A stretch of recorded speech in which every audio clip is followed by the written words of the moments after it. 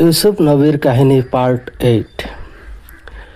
ইউসুফ আলাইহিস সালামে কলে, আমি যার বস্তাত রজার ওজন পাত্র পাইছো তাক বন্দি করার পরিবর্তে কোনো নির্দোষিক অন্যায়কারীর শাস্তি প্রদান করার পর আমি আল্লাহর আশ্রয় প্রার্থনা করো। যদি আমি এনেকুৱা কৰো তেন্তে নিশ্চয় আমি অন্যায়কাৰী সকলৰ অন্তৰ্ভুক্ত হৈ যাম, কাৰণ দোষীক এৰি নিৰ্দোষীক শাস্তি প্ৰদান কৰা হ'ব। ইউসুফে সিহঁতৰ আবেদন গ্ৰহণ নকৰিব বুলি যেতিয়া সিহঁতৰ এই আশা শেষ হৈ গ'ল, তেতিয়া সিহঁতে পৰস্পৰে পৰামৰ্শ কৰিবলৈ মানুহৰ পৰা আঁতৰি গ'ল।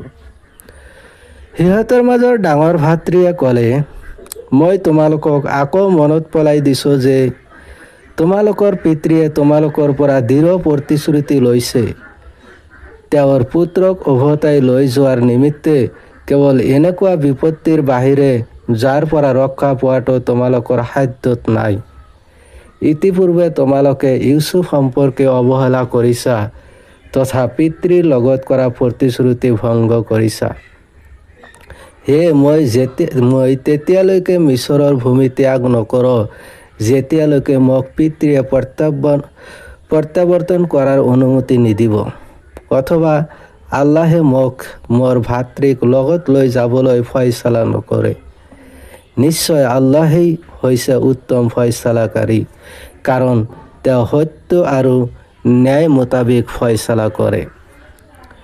ডাঙৰ ভাতৃয়ে ক'লে, তোমালোকে পিতৃৰ ওচৰলৈ উভতি যোৱা আৰু তেওঁক কোৱাগৈ যে আপোনাৰ পুত্ৰই চুৰি কৰিছে। সেয়ে মিছৰৰ ৰজাই তাক চুৰিৰ দাস বনাই লৈছে।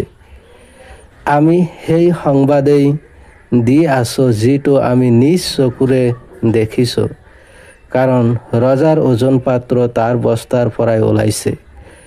আমি আগতে জনা নাছিলোঁ যে সি চুৰি কৰিব। আমি জনা হ'লে তাক ঘূৰাই অনাৰ প্ৰতিশ্ৰুতি আমি কেতিয়াও নিদিলোহেঁতেন। হে আমাৰ পিতৃ, আমাৰ কথা সঁচা নে মিছা সেয়া প্ৰমাণ কৰিবলৈ আপুনি মিছৰবাসীসকলক সুধিব পাৰে য'ত আমি অৱস্থান কৰিছিলোঁ। এইদৰে সেই যাত্ৰীসকলকো সুধিব পাৰে যিসকলৰ লগত আমি আহিছোঁ।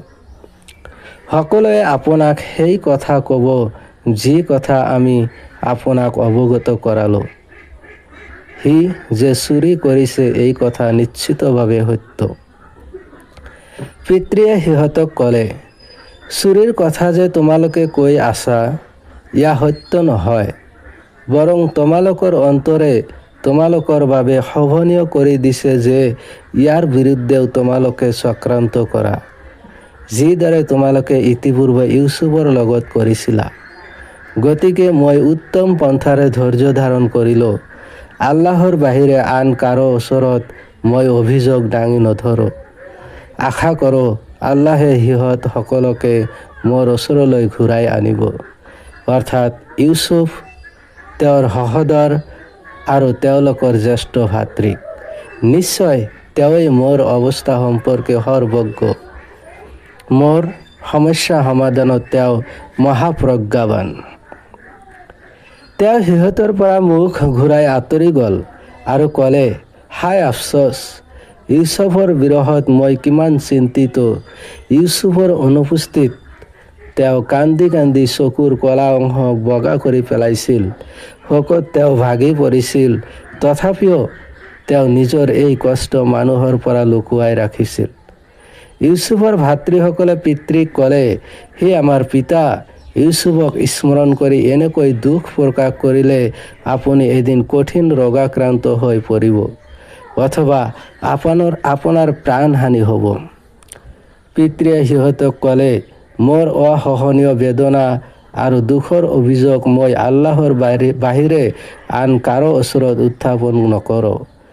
আল্লাহৰ অনুগ্ৰহ, উপকাৰ আৰু বিপদগ্ৰস্ত লোকৰ প্ৰাৰ্থনা কবুল কৰা সম্পৰ্কে মই আল্লাহৰ এনেকুৱা কিছুমান তথ্য জানো যিবোৰ তোমালোকে নাজানা। পিতৃয়ে সিহঁতক ক'লে, হে মোৰ পুত্ৰসকল, যোৱা আৰু ইউসুফ তথা তেওঁৰ ভাতৃৰ সন্ধান কৰাগৈ। আল্লাহে নিশ্চয় তেওঁৰ বান্দাৰ দুখ কষ্ট দূৰ কৰিব।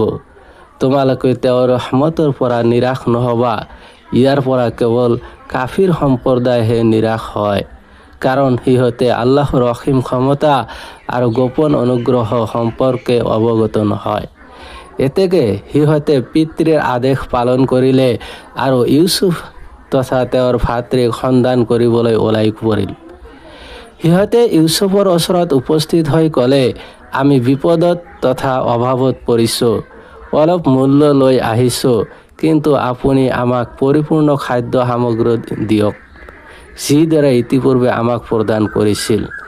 আমাৰ প্ৰতি কৃপা কৰক, অলপ বেছিকৈ প্ৰদান কৰি অথবা আমাৰ মূল্যক আওকাণ কৰি। নিশ্চয় আল্লাহে দানকাৰীক উত্তম প্ৰতিদান দিয়ে।